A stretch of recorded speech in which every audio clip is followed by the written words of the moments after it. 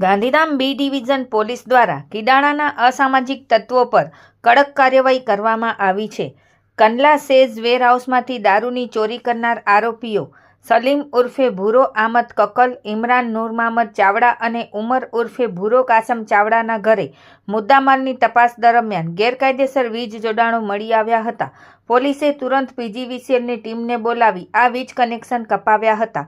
આ સિવાય તાજેતરમાં સોશિયલ મીડિયામાં વિડીયો બનાવી જાનથી મારી નાખવાની ધમકી આપી જાતીય અપમાનિત કરવાના એટ્રોસિટી એક્ટ હેઠળના ગુનામાં ધરપકડ કરવામાં આવેલ સબીર સુલેમાન કાનગડા રહે કિડાણાના રહેણાંક મકાને પણ ગેરકાયદેસર વીજ જોડાણ કરેલ હોય જે વીજ કનેક્શન કપાવી કિડાણા ગામના ગુનાહિત પ્રવૃત્તિ સાથે સંકળાયેલ અસામાજિક તત્વો ઉપર વીજ ચોરી કરવા બદલ દંડાત્મક કાર્યવાહી પીઆઈ એસવી ગોઝિયાની ટીમે કરી છે.